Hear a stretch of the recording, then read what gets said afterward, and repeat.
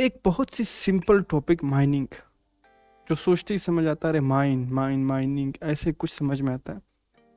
But it's very hard to difficult to understand असल में mining होता क्या है बिटकॉइन या इथेरियम माइनिंग में। और जो सबसे दूसरी बड़ी क्वेश्चन इसमें है, क्या सच में बिटकॉइन माइनिंग से पैसे कमा सकते हैं, स्पेशली अब mobile mining, web mining, PC mining, GPU mining, ASIC mining, क्या सच में इन्वेस्टमेंट करनी चाहिए? So without wasting further more time, let's get into it.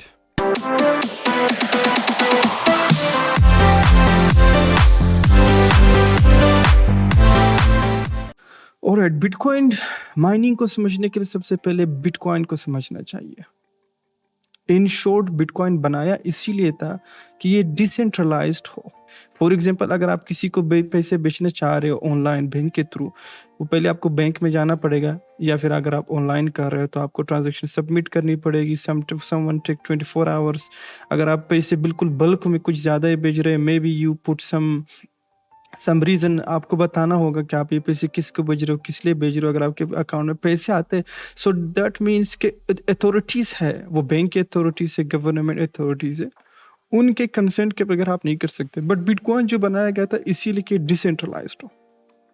That means अगर आप किसी को पैसे भेजना चाह रहे हो, without consent of any authority person you can send them. That's the whole purpose of bitcoin. अब जब हमें बिटकॉइन समझ में आ गया कि बिटकॉइन बनाया किस लिए था, अब हम जानेंगे कि माइनिंग होता कैसे। ये नहीं कि आपने कंप्यूटर खरीद के रखता और वो खोद रहा है ज़मीन के अंदर, जिस तरह गोल्ड आता है, जिस तरह फॉर एग्जांपल डायमंड वगैरह मिलती है, ऑयल मिलता है। बिटकॉइन भी ज़मीन के अंदर आप खुदाई कर रहे हो और आपको बिटकॉइन मिलती है, नहीं, ऐसा कुछ नहीं होता। ये माइनिंग सिर्फ नाम के लिए रखा है, ऐसा माइन कुछ नहीं होता। जो सबसे मेन होता है माइनर का होता है। माइनर क्या करते हैं, फॉर एग्जाम्पल लेजिस में, आपको तो लेजिस क्या होता है, इंग्लिश टर्म है। कोई ट्रांजैक्शनल इंस्टीट्यूट, बैंक ही समझ लो, उसको एक रिकॉर्ड रखना होता है और उस रिकॉर्ड में सारे ट्रांजैक्शन होते हैं। ये पैसे इसने भेजे, ए ने बी को भेजा, बी ने सी को भेजा, तो ये सारे मतलब वहाँ उनके अकाउंट्स में जमा होती है। ठीक है, लेजिस कहते हैं उसको। अब वो बैंक के लिए है, बिटकॉइन के लिए उसको ब्लॉक कहते हैं। मतलब एक पेज पे या एक ब्लॉक पे जितने भी ट्रांजैक्शंस आईडी होती है कि इसने इसको भेजे, इसने नाम वगैरह नहीं होता इसमें। पर्सनल इंफॉर्मेशन बिटकॉइन में कुछ नहीं होता। तो दरअसल में होता है क्या है कि एक ब्लॉक में बहुत सारे ट्रांजैक्शंस होते हैं। माइनर्स क्या करते हैं कि एक ब्लॉक जनरेट करते हैं, उस ब्लॉक में बहुत सारे ट्रांजैक्शंस होते हैं, अप्रूव होते हैं, मींस के legit proof of work shown होती है कि ये ट्रांजैक्शन आईडी करेक्ट है, ये फॉल्स नहीं है। मतलब किसी, अगर कोई ए बी को पैसे भेज रहा है, वो ट्रांजैक्शन आईडी क्रिएट होती है। वो ट्रांजैक्शन आईडी कौन अप्रूव करता है? माइनर्स। उसमें फीस भी लगती है और जिसकी ज़्यादा फीस होती है वो जल्दी अप्रूव होता है। तो वो ब्लॉक बनाने के लिए, और उस ब्लॉक में बहुत सारे ट्रांजैक्शंस होते हैं, उस ब्लॉक बनाने के लिए रिवॉर्ड्स होता है। वो रिवॉर्ड्स जो है बिटकॉइन, नए बिटकॉइन के थ्रू माइनर्स को मिलता है। This is called mining. अब जब हमारी समझ में ब्लॉकचेन आ गई कि चेन ब्लॉक क्या होता है, तो ब्लॉकचेन यही होता है, चेन की तरह, जैसे आप समझते हो चेन, जिसमें बहुत सारे नंबर 1 नंबर 2 इकट्ठे होते चेन बनते। तो ये नाम रखा गया है। बहुत सारे ब्लॉक्स बन के बहुत सारे पेजेस होते, बुक्स बनते, बहुत सारे ब्लॉक्स इकट्ठे होकर ब्लॉक चेन बनता है। सो this is called block and blockchain. अब उस ब्लॉक को जनरेट करने के लिए, जिसमें बहुत सारे ट्रांजैक्शन, जिसने ए ने बी को पैसे भेजे, बी ने सी को, उसको प्रूव करने के लिए माइनर्स की जरूरत पड़ती। तो माइनर्स ब्लॉक्स जनरेट करते। उस ब्लॉक्स में बहुत सारे ट्रांजैक्शंस आईडीज होते हैं। ये ट्रांजैक्शन आईडी, जो ट्रांजैक्शन आईडी आपने भेजी है किसी और को पैसे भेजने के, ये इसके साथ आता है, मैच होता है। And this is what all the hash rate does, this is all the minor does. और इसके एग्जैक्टली थ्रू ये नहीं होता आप ये कर दो माइनर्स तो उनको बहुत सारा माइन मिलता है, बहुत सारा बिटकॉइन या इथेरियम मिलता है, नहीं।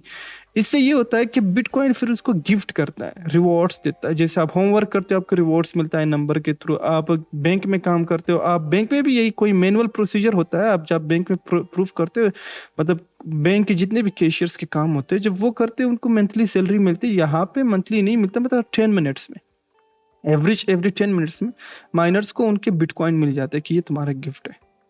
जिस तरह टर्म्स और साल गुजरते हैं, बिटकॉइन माइनिंग उतना ही डिफिकल्ट होता है। अब ये समझ, अब ये पूछ लो भाई, बिटकॉइन माइनिंग सताशु जो है, ये बिटकॉइन माइनिंग इसलिए डिफिकल्ट क्यों है? अगर आप फॉर एग्जांपल जो है, अगर आप 2009 में चले जाओ, अपने मोबाइल से शायद एक बिटकॉइन भी मेरे ख्याल में 2-3 दिन तक या मेरे 10 दिन तक आप एक बिटकॉइन बना सकते थे सिर्फ अपने एक मोबाइल से, अपने हैश रेट मोबाइल से। बट अब जो है, आप अगर 2 लाख मोबाइल भी इकट्ठे कर लो, हैश रेट के लिए नहीं बनते। इसका रीजन क्या है? वो चाहता, अगर वो चाहता तो वो कर सकता था कि इसकी डिफिकल्टी बहुत इजी हो, लेकिन जैसे जैसे माइनर्स आते हैं, मैं और आप भी काउंट होते हैं, जैसे जैसे हम आते हैं माइन करते, वो डिफिकल्ट होता जा रहा है। इसके सिर्फ और सिर्फ सिंपल सोल्यूशन ये कि वो नहीं चाहता कि बहुत सारे बिटकॉइन गिफ्ट में मिले। वो चाहते कि इतना डिफिकल्ट हो इसको। अब जितने भी माइनर्स है अभी इस, मतलब इन द होल वर्ल्ड, जितने भी लोग माइनस कर रहे हैं, उनको हर दिन डिफिकल्टी फेस करनी पड़ती है। ये नहीं कि अगर आप पिछले साल 10 बिटकॉइन बना रहे हो अपने एक फार्म से, इस साल आप 10 बनाओगे, डेफिनेटली एक साल एक ही बनाओगे, अगले 5-6-10 साल के लिए 0.1 बनाओगे। वो डिफिकल्ट इसलिए करे था कि बिटकॉइन बने ही ना, मतलब बने और बहुत कम तादाद में बने, ताकि ये ना हो कि बिटकॉइन की प्राइस गिरे अचानक से नीचे। So this is the whole process of mining. Gift होता है, आपको ट्रांजेक्शन आईडी गेस करनी पड़ती है, उसके बदले में आपको गिफ्ट मिलती है बिटकॉइन। This is mining.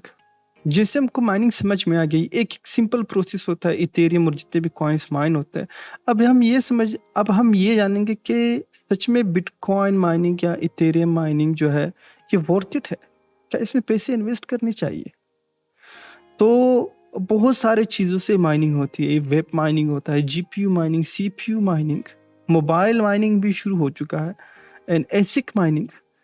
तो इनमें डिफरेंस क्या है? ऑफ कोर्स गाइस, सबसे बड़ी डिफरेंस ये है कि इनमें से सबसे पावरफुल जो है, जिसकी हैश रेट ट्रिलियंस में है, TH पर सेकंड बोलते हैं, वो है एसिक। और ये बहुत एक्सपेंसिव होता है, और इनकी बिजली कंजम्पशन करंटली जो है बहुत हाई है।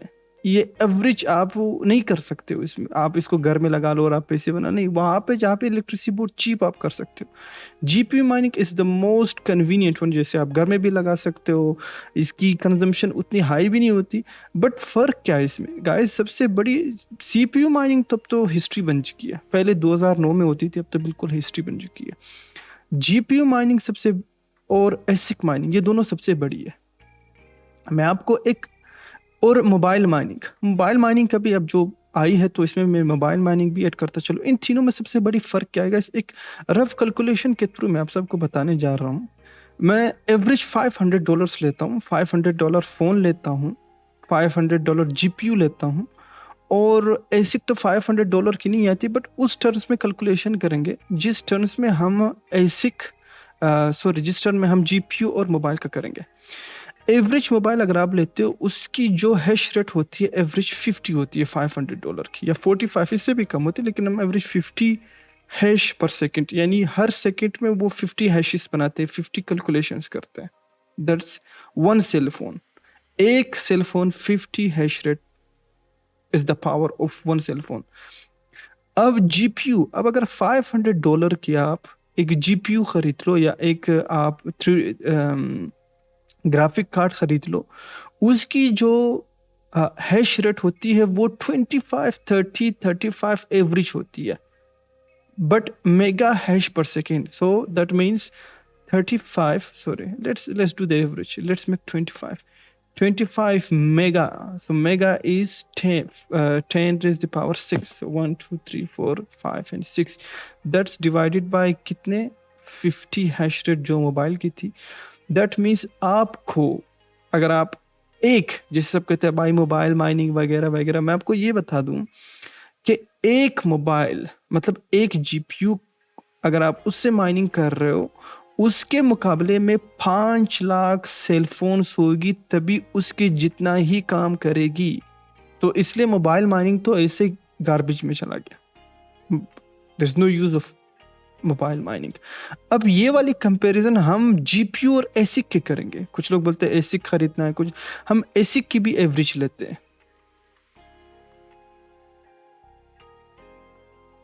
25 ट्रिलियन जो एसिक की एवरेज हैश रेट है, हम हाई एसिक नहीं ले रहे, हम सिर्फ एवरेज ले रहे हैं। और एवरेज जो है एक नहीं, मतलब आप ऐसा कर लो, इस रेट में, इस प्राइस में 4 या 10 वो आ जाएंगे, तो दर्स 2400 मे बी अराउंड 200, इसी प्राइस में अराउंड 200 mH बनेगी। जी mH पर सेकंड बनेगी GPUs की। अगर आप इसी जिस प्राइस से आप अगर वो ले लो या फिर ये ले लो, ठीक है, वही सेम प्राइस। तो 200 विच इज 210⁶, क्योंकि मेगा है। सो अगर आप उसी सेम प्राइस में अगर आप एक एवरेज एसिक लेते हो, so that's 125,000 more than the normal. तो इसकी पावर उससे इतनी ज्यादा है। So that is the whole different guys. अगर आप इसमें समझना चाहते हो, this is the only difference between GPU mining, mobile mining. सबसे पावरफुल जीपीयू है, तो सबसे पावरफुल जो है एसिक है, बट उसके लिए आपको बहुत सारे power consumption, AC, cold room वगैरह ये चीज़ अरेंज करनी पड़ती है। अब जैसे अगर आप घर में माइनिंग कर रहे हो या सेल फोन के थ्रू कर रहे हो या एसी के थ्रू कर रहे हो, you have to be connected through the mining pools. अब माइनिंग पूल क्या है गाइस? बहुत सारे कंप्यूटर्स या एसी या जीपीयूज जब इकट्ठे होते हैं बहुत सारी जगहों से, तो उसको कहते हैं कि माइनिंग पूल, ये नाम दिया गया है। सो देयर इज नथिंग, अगर आप भी माइनिंग कर रहे हो, माइनिंग करना चाहते हो, तो आपको माइनिंग पूल के थ्रू कनेक्टेड बहुत सारे वेबसाइट्स है जो यहाँ पे शोन हुई है, आप इनके थ्रू कनेक्टेड होके वो आपके रिसोर्सेस यूज करेंगे और आपको उसके बदले में आपकी जितने भी रिवॉर्ड्स हो गया, जितने भी हैश रेट कैलकुलेशन आपकी पीसी की होगी, वो आपको मिल जाएगी। एंड द $1,000,000 क्वेश्चन गाइस, क्या मुझे माइनिंग करनी चाहिए, क्या मुझे माइनिंग नहीं करनी चाहिए? अगर ये to be honest for me, I will never do it unless कि मैं ऐसी जगह पे हूँ जहाँ पे इलेक्ट्रिसिटी फ्री हो और मेरे पास ऐसे ही 3-4 ग्राफिक कार्ड्स पड़े हुए और 3-4 मुझे और खरीदने हैं। अदर देन दैट मैं कभी ना करूँ। बहुत सारे रीजन है इसके। 1 साल 2 साल में प्रॉफिट्स होती है, बट बिकॉज अगर हम पहले शुरू करते तो maybe there a lot of profit, but for now अगर आप बिटकॉइन में स्पेशली आना चाहते हो, there is no profit. Ethereum में maybe there is one और maybe there is more in other coins that you can mine, but for bitcoin definitely no. इसके बहुत सारे रीजन है। सबसे पहला रीजन है हैश रेट। क्या आपकी हैश रेट स्पीड क्या है? क्या वो टेरा में है, क्या वो मेगा में है, क्या वो गीगा में है, या क्या है ही नहीं? सबसे पहले ये तो जितनी आप ऊपर वाले खरीदना चाहते हो उतने ही आपको इन्वेस्टमेंट करनी पड़ती है। तो दूसरा जो सबसे इम्पोर्टेंट है ब्लॉक रिवॉर्ड्स। मतलब जैसे ही आप माइन कर ले, मतलब जैसे आप ट्रांजैक्शन अप्रूव कर देते हो या आपकी कंप्यूटर जो है वो हैश रेट कैलकुलेट करती है, ब्लॉक रिवॉर्ड्स इसमें कितना है? अब हर 4 साल में वो डिवाइडेड बाय 2 हो। तो जैसे पहले 15 था, फिर 7.5 हो गया, फिर अब जो है 7.5 4 पॉइंट समथिंग हो गया, अब वो 2 पॉइंट समथिंग हो, फिर 1. There will be a time it will be 0, फिर उसके बाद कोई माइनिंग नहीं होगी। मतलब मैं स्पेशली बिटकॉइन की बात करूँ, दूसरे कॉइन में मैं अभी माइनिंग के रिवॉर्ड्स उनके इतने नहीं जानता। माइनिंग डिफिकल्टी, जैसे मैंने कहा था, माइनिंग डिफिकल्टी लीनियर होता है, वो ऐसे ही ऊपर चला जाता है लाइक दिस वे, ठीक है। वो जिग नहीं होता माइनिंग के प्राइस की तरह, वो ऐसे हर साल ऐसे ऊपर जाता है, क्योंकि बिटकॉइन नेटवर्क जो है वो चाहता है कि बिटकॉइन ज़्यादा जनरेट ना हो। मीन्स हर साल लोग आते ही जा रहे, कुछ अता पता है नहीं, बस जैसे वो आएंगे बिटकॉइन डिफिकल्टी और होगी। मीन्स आपको और हैश रेट की ज़रूरत पड़ेगी और स्ट्रॉन्ग पीसी की ज़रूरत पड़ेगी। That's the thing, that's the actual fact. Electricity cost depend करता है आप कहाँ पे हो, कैसे रहते हो, और आपके इलेक्ट्रिसिटी बिल वहाँ पे कितनी है। Power consumption same goes to electricity bill, कि उसके बगैर आप क्या करना है, उस चीज़ को आगे, मतलब उस चीज़ को या उस माइनिंग हब को चलाने के लिए आप क्या क्या यूज़ कर रहे हो। आप एसी यूज़ कर रहे हो, आप कोल्ड रूम यूज़ कर रहे हो, और मे बी आप जनरेटर यूज़ कर रहे हो। I don't know, there was so many cost. Pool fees, जैसे मैंने कहा था, आप माइनिंग पूल में चले जाते हो, किसी वेबसाइट के थ्रू अपने आप कनेक्ट करते हो, वो भी आपको फीस चार्ज करती है, डिपेंड करता है वो कितनी fees. And then bitcoin prices या कोई भी कॉइन आप माइनिंग कर रहे हो उसके प्राइसेस कितने होते हैं, वो फ्लक्चुएट करते हैं। कोई आप पूछ रहा है भाई कि दिन में कितने बनेंगे, भाई जब आपको ये नहीं पता कि कल बिटकॉइन के प्राइसेस क्या होगी, अगले महीने क्या होगी, अगले साल क्या होगी, तो आप कैसे बता सकते हो रफ एस्टिमेशन? तो आपको वो बिटकॉइन देगी। अगर बिटकॉइन का प्राइस हाई होगा तो उस दिन सपोज फॉर एग्जांपल आपके $10-15 बन गए, अगर आपके पास अच्छी चीज़ हो माइनिंग के लिए, एसिक वगैरह हो। तो अगर बिटकॉइन नीचे हो तो वो $6-5-7 बनेगी। That's the average. Difficulty increases, same goes mining difficulty same चीज़ है। डिफिकल्टी बनेगी, जितने भी माइनर्स आएंगे, माइन करना डिफिकल्ट होगा, आपकी पावर और होगी, तो that's mean there will be a need of more powerful system. तो फॉर मी ना, and this is the actual fact. अगर इसके बावजूद आपको प्रॉफिट दिख रहा है तो आप कर लो, but for me no, maybe other coins but not into bitcoin, definitely no. In short, guys, Bitcoin mining is a very time consuming and a big investment process. तो आप करना चाहते हो डेफिनेटली करो, लेकिन माइनिंग कैलकुलेशन आप पहले अपनी जो कॉस्ट कैलकुलेशन है प्लीज़ उसको ले आउट करो। आपको मिनिमम जो है 1 to 2 years लगेंगे आपकी इनिशियल कॉस्ट को अट्रैक्ट करने में। उस टाइम तक अगर आपकी जीपीयू काम कर रही होगी, आपकी इलेक्ट्रिसिटी ठीक होगी, तो उसके बाद फ़ायदा जनरेट होगा। Otherwise there is no way that you can be earning a lot of money from mining.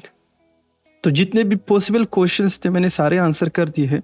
In case अगर कोई और क्वेश्चंस आपके माइंड में आ रहा हो तो आप कमेंट करके पूछ सकते हो। एंड अगर आप इस चैनल में नए आए हो प्लीज़ सब्सक्राइब कर दो एंड बेल नोटिफिकेशन भी ऑन कर दो। So I see you in the next video guys. Till then take care and be happy.